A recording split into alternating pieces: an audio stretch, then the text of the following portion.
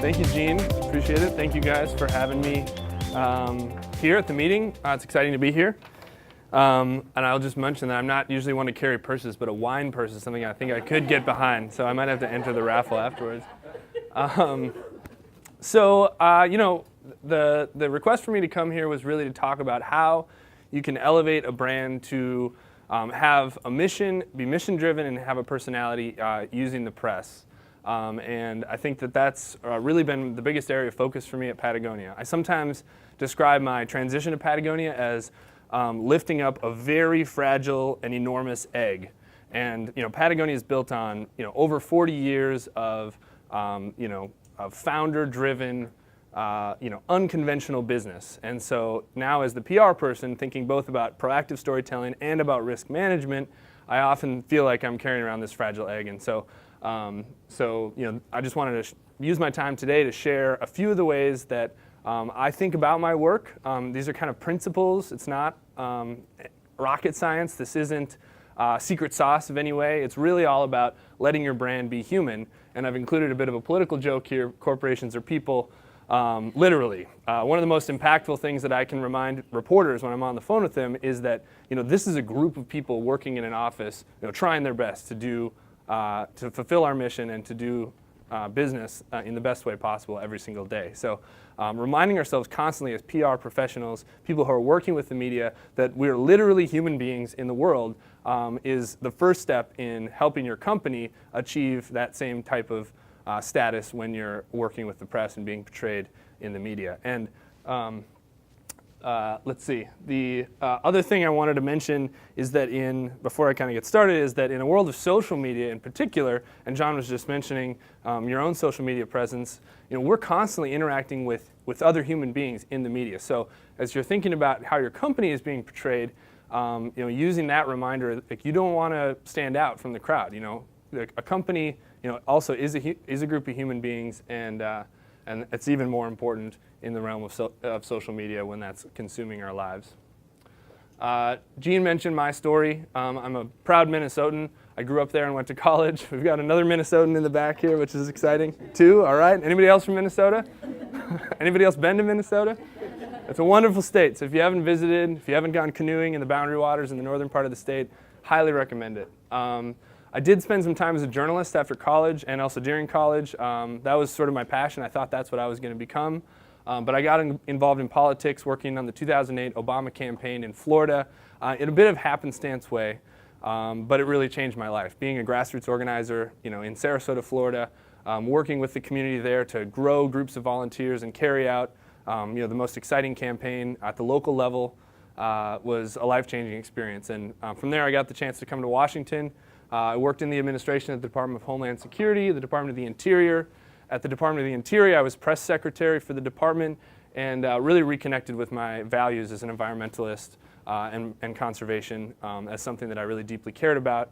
I brought my career in politics sort of to an end when I went on the re-election campaign, which was another life-changing experience working in the headquarters from a different perspective as my grassroots time in 2008. Started a small agency, realized that consulting was not for me at that time, did about a year of it, and then was lucky enough to come to Patagonia, where I've been for about 2 years. So this is our founder, Yvon Chouinard. You've probably heard of him. This is my favorite quote, and it's the quote of his that I think is most directly pertains to my work. To do good, you actually have to do something. So the biggest takeaway from this presentation is that if it's not newsworthy, it's not for PR. You can use your marketing channels, you can use your email list or paid advertisements or digital placements or whatever it might be to communicate about something that may not be newsworthy. But if you want to attract the media's attention, if it doesn't pass the immediate sniff test of doing something substantial in the world, it's not worth spending your effort. You should look for something else, no matter what your marketing director might be telling you. So I think that one of the things that Patagonia has done extremely well is define what is our reason for being. Making money doesn't count. That's not a mission statement. A mission statement is something that defines your values and gives you a purpose in the world above and beyond the products you make or the footprint that you have physically. And Again, I think this just gets back to the fact that Patagonia and every other organization in the world is a group of people. That is the definition of any type of group. And at Patagonia, our mission statement is to build the best product, cause no unnecessary harm, and use business to inspire and implement solutions to the environmental crisis. And you'll notice that each of the thirds of our mission statement communicate a value about who we are and what we care about. And I use that mission statement constantly in working with the press to elevate stories to the type of coverage that really benefits our organization. So this is kind of simple stuff, but it's important to remind ourselves. How does a human behave? Humans know themselves and they have a point of view, we hope. They speak up for what they believe in, generally. They don't talk like robots, or PR professionals, for that matter. Humans take risks. At least when they're successful, they take risks. Humans communicate differently based on who's listening. They know their audiences, and they tailor their message depending on who they're talking to. Humans have faults and failures every single day, and they treat their friends like adults, even if they're kids. So we talk to others with respect and treat them as adults. We don't talk down. We don't dumb our messages down. So these are just basic things about how everyone in this room behaves and how human beings behave. So how do we apply that to a company? Something that is a group of humans, but most people don't think of companies or organizations in that way. So we tell the good and we also tell the bad. Your customers are part of your mission, so make sure that they feel like they're participating in your efforts. Just a few quick examples of how Patagonia has carried this principle out in recent years.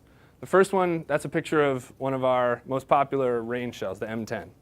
The M10 is a high-performance, water-repellent product. It contains significant chemical treatments on the outside of the product. So one thing that we've been very forthright with our customers about is that although this is the best-performing product for water repellency in the outdoors, it also comes with a significant cost. The chemicals we use do not degrade in the environment, they persist, and they're quite toxic. We also believe that performance is really important, so there's a balance there. If we are not using these particular chemicals, this jacket won't last as long. It'll have to be thrown away, another one will have to be purchased, and that has a significant impact on the planet. So we're always talking with our customers and our audiences and the media in particular about that tension that we're feeling every day between our environmental mission and our need to make the best product. Another example is our use of plastic bags to ship our garments. We're constantly getting criticized actually on social media. People open their boxes when they order from Patagonia.com and they discover that we've wrapped their product in this plastic bag. Well, it turns out this plastic bag, although of course it's made of plastic, a petroleum-based product, actually protects the garment to an extent that eliminating them from our shipping would have a worse impact on the environment because of the damage caused to products, causing us to have to replace them and actually make more. So that's something we've also been very forthright in communicating to our customers and to the media about, and it's a way that we're able to talk about our mission and allow our customers to really live that mission with us. And the third is our use of neoprene. Neoprene is a really nasty petroleum-based substance. If you're a surfer and you have a wetsuit, you may know that, you may not know that. We've put a lot of R&D work into developing a plant-based alternative called Ulex.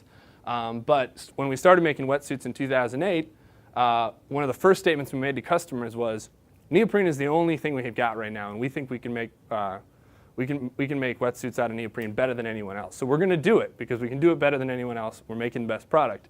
But neoprene is really nasty, and so we're going to dump resources into figuring out a better way to do that. You want to elevate the discussion.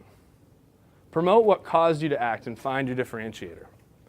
One of the things that I look for in communicating the actions that we do as a company is to promote not the action we took, but instead promote the what caused us to make that action. What was it that caused us to spend years developing, for instance, a migrant worker standard? We had found some human slavery in our supply chain, our tier 2 supply chain, deep in the supply chain where almost no company is looking for social and labor infractions, and we spent a few years developing a standard and implementing it so that we could be assured that there was no migrant labor that was illegal and harmful to these humans, the slavery essentially, happening in our supply chain. So instead of just announcing that we had come to a beautiful resolution of this problem, instead, this is a headline that we actually placed: all your clothes are made with exploited labor.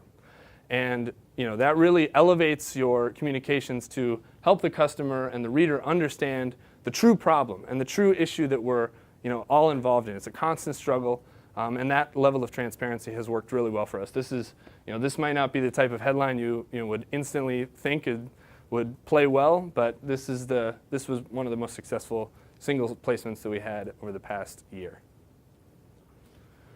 Again, another example of elevating the discussion. When we found out that there was live plucking and force feeding happening in our down supply chain, several years ago we were called out by an NGO. We, again, dumped a lot of resources and a lot of communications efforts to be transparent about what we knew and what we didn't know at that time. Just this past year, we finally fully implemented the traceable down standard. And instead of, again, just announcing that we had come to this gorgeous resolution and we now had no force feeding and no live plucking in our supply chain, we instead flipped the conversation on its head to try to raise awareness about the sourcing issues involved in conventional down. We created an animation that was an animation, so it was pretty accessible, but it did contain some pretty graphic imagery of live plucking and force feeding. It had this Grim Reaper character torturing the goose, essentially. And in that way, again, just like with the migrant worker standard, we were able to put into a larger context our work. So we're remaining humble and transparent and also getting our point across about the work that we've done and why our products are better than our competitors. Communicating your values through engagement. Some of you may know about our ad in 2011, Don't Buy This Jacket. We put out a full-page ad in the New York Times asking people not to buy a Patagonia jacket, and then using the rest of the ad to communicate the fact that consumption has a serious environmental cost. And we are asking people, it's a long head value of Yvonne and our company, to think differently about how they consume, to think differently before they buy something new. Ask themselves, do they really need it? Is there a way to repair or reuse something that they have to keep it in use longer, to avoid the need to produce something more? Yes, when you need something new, we hope you buy it from Patagonia. Of course, we've got incredible products and they last a lifetime. But the idea was that we wanted to raise awareness about this need to think about consumption differently.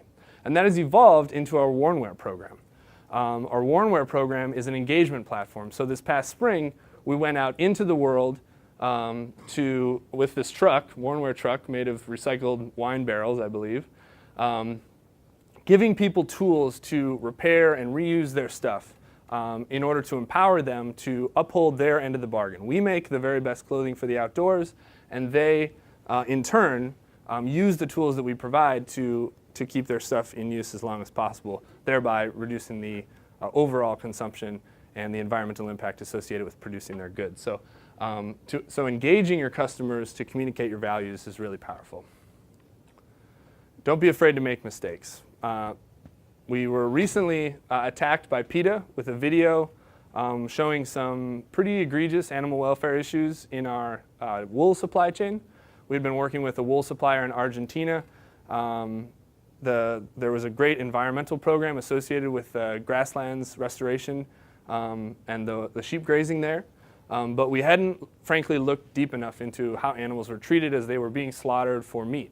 We were buying wool, not meat, and we just hadn't looked deep enough. So instead of, a lot of companies, a lot of PR professionals, don't want to face, negative coverage and try to sweep something like this under the rug, by either obfuscating the media or, kind of playing a block and tackle game. Instead, we really, put it all out there and communicated, loudly and quickly what we knew and what we didn't know, and were as honest as possible with our audiences and with the press. And that ended up playing quite well. We did end up separating from that supply chain. We decided to take a step back and try to find a new solution. We're actually in the process of working with a reporter who's embedded in our entire process to just try to be, again, as transparent as possible in our efforts to find a new supply chain. It's very difficult to grapple with what we're okay with and what we're not okay with when it comes to animal welfare, while also making sure that we're sourcing the most high quality wool possible. So being honest, being transparent is something that customers in this day and age really value. They want to know that there's a human being behind the statement, behind the video, whatever it might be. And this is one that really ended up working for us, and it's going to be a work in progress moving forward. And then again, make news. I really think that product PR is important. Obviously, you have to do it. It takes a lot of resources, but PR effort is really best used to communicate things other than just the latest product innovations. If you've got truly groundbreaking product, something that's honestly new in the world, that definitely deserves your PR attention. But otherwise, find the ways that your company is, or your client, or your business and organization are truly doing something in the world that is novel. And oftentimes, if you have a mission, if you've developed that, and really are embedding it in your business decisions, you're going to find that, in fact, you are able to pull out stories that show why your business is unique and different above and beyond simply the products that you make. So example, Patagonia in 1996 shifted to use 100% organic cotton in all of our cotton garments. It was a world first. There was really no organic cotton market that existed. We essentially created it from scratch. So this was a very powerful, newsworthy moment that we promoted that really had little to do with our actual products and a lot to do with who we are as a company.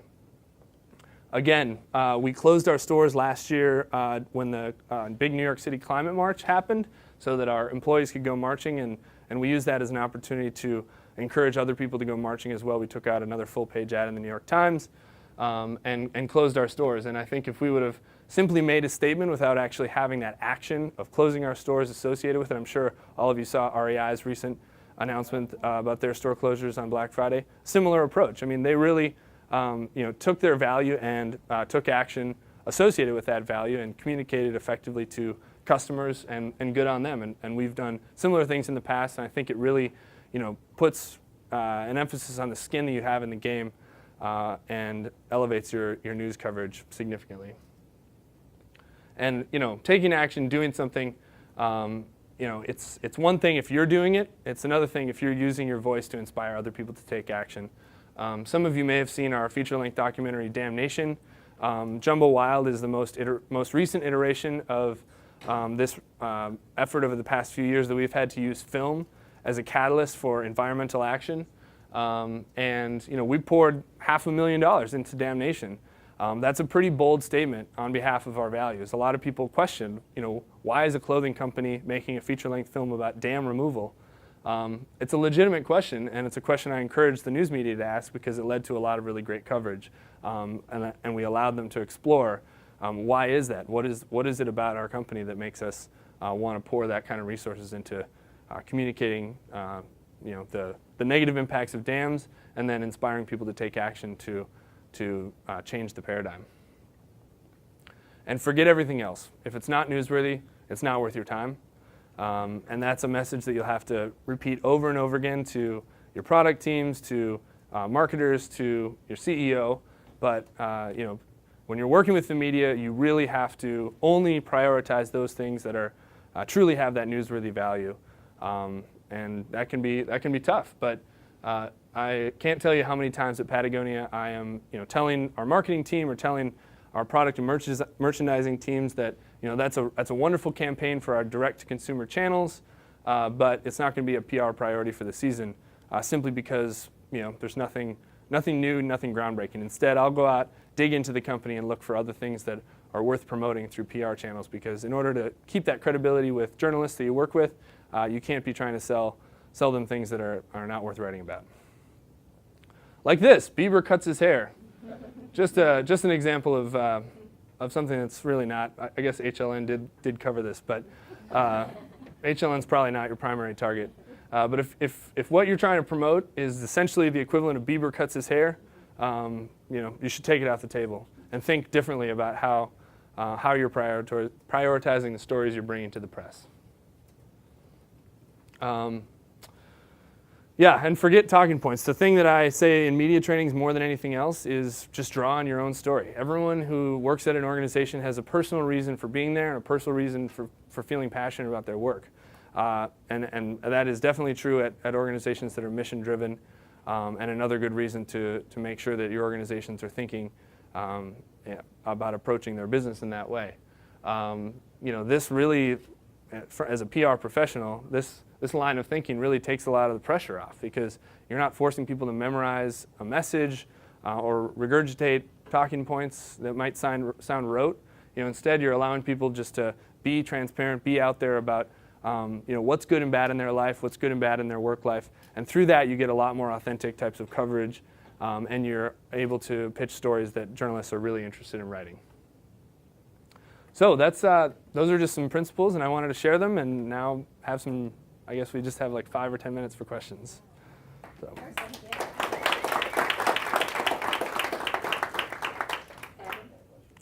Let's start in the back and then I'll come here.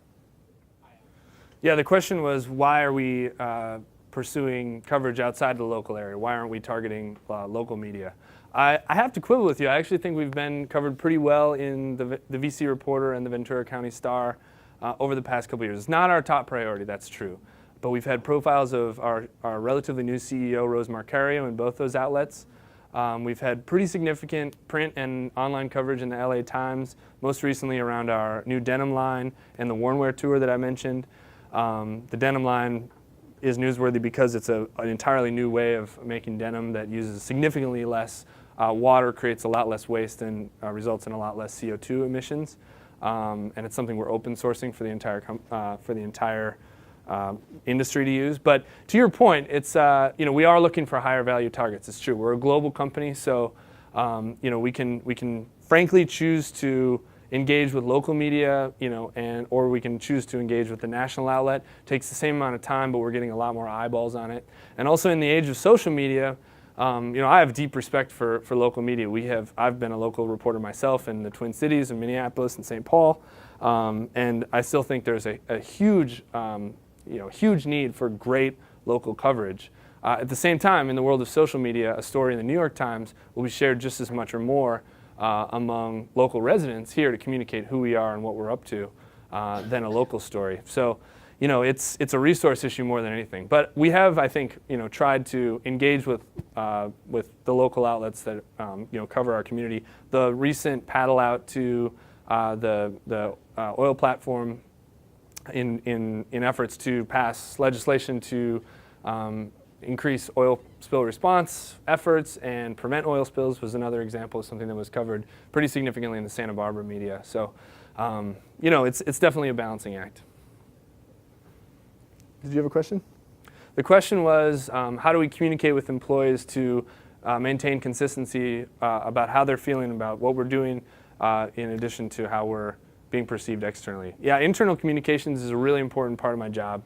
We really try to maintain a consistent flow of communications.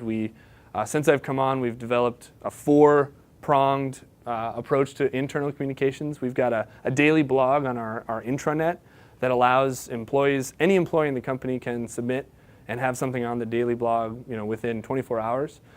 So that's just a way to share stories. People share, photos from their weekend, camping weekend or climbing weekend, whatever they were doing. It's also a place for more business style updates. Anything goes on there. We've got a quarterly newsletter that we send out to employees. It's like a magazine style. It's produced, almost in the same way as our catalog, but it's digital only. And that goes out to all employees every quarter, and there's a theme around it.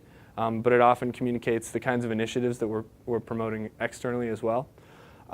We've got quarterly town halls with our CEO and our leadership team.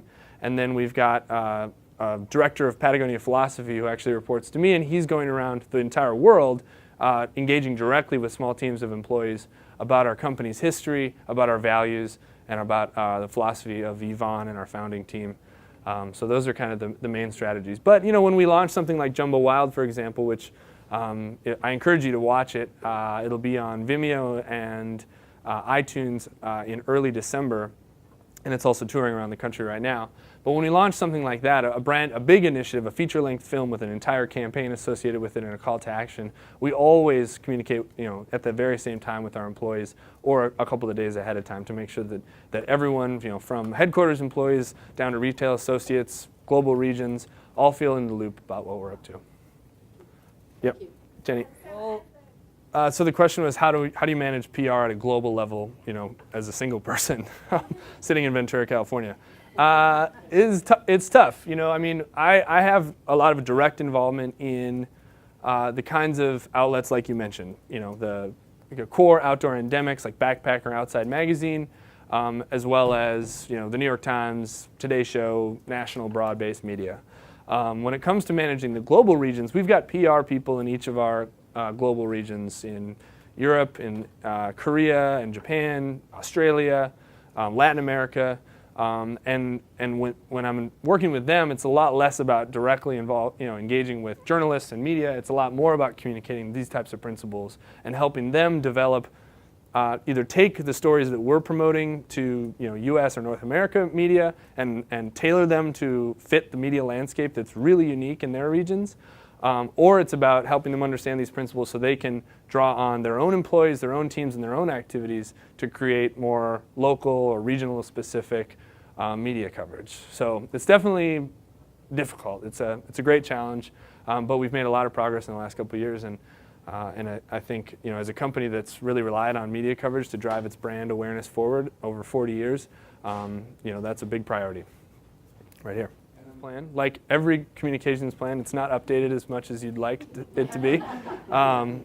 But it's less of a plan or a set of tactics and more of a strategy. So, I really do want to always have my objectives in mind, and I always want to make sure that I'm doing a gut check every single day, that what I'm spending my time, what my team's time is being spent on, is actually fitting along that strategy that I've set out for how I'm going to get to my objectives. So that's, to answer your question, it's, yes, I do have a written communications plan. I can't share it. I'm sorry. But I can tell you that we are interested in brand coverage that is transparent. So we want the good and the bad. I mean, the strategy is basically what I shared with you today.